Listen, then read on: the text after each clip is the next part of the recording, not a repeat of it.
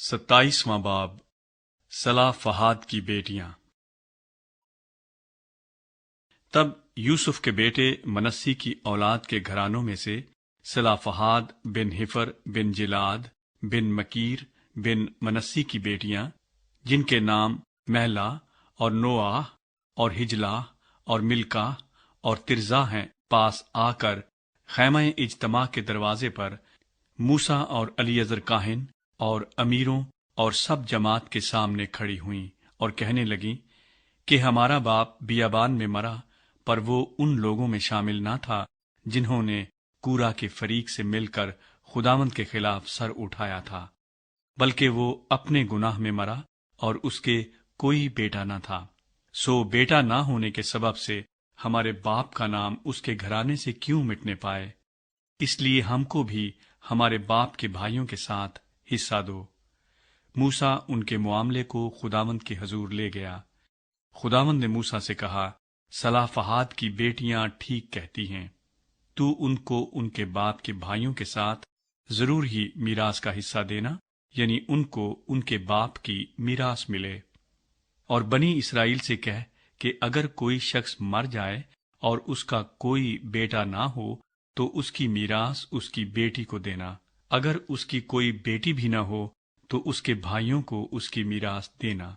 اگر اس کے بھائی بھی نہ ہوں تو تم اس کی میراث اس کے باپ کے بھائیوں کو دینا، اگر اس کے باپ کا بھی کوئی بھائی نہ ہو تو جو شخص اس کے گھرانے میں اس کا سب سے قریبی رشتہ دار ہو اسے اس کی میراث دینا، وہ اس کا وارث ہوگا۔ اور یہ حکم بنی اسرائیل کے لیے جیسا خداوند نے موسیٰ کو فرمایا واجبی فرض ہوگا۔ یشوع موسیٰ کا جانشین چنا جاتا ہے۔ پھر خداوند نے موسیٰ سے کہا، تو اباریم کے اس پہاڑ پر چڑھ کر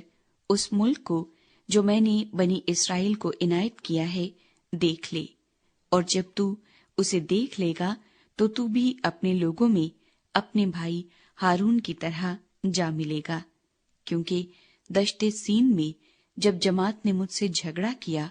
تو برعکس اس کے کہ وہاں پانی کے چشمے پر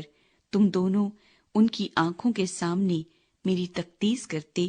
تم نے میرے حکم سے سرکشی کی۔ یہ وہی مریبہ کا چشمہ ہے جو دشت سین کے قادس میں ہے۔ موسیٰ نے خداوند سے کہا کہ خداوند سارے بشر کی روحوں کا خدا کسی آدمی کو اس جماعت پر مقرر کرے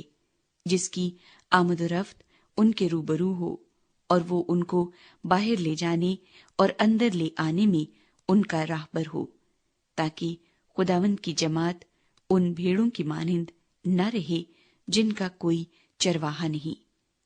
خداوند نے موسیٰ سے کہا، تو نون کے بیٹے یشوع کو لے کر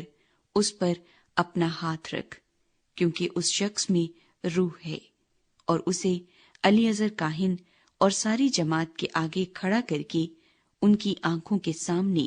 اسے وصیت کر، اور اپنے روب داب سے اسے بہرور کر دے،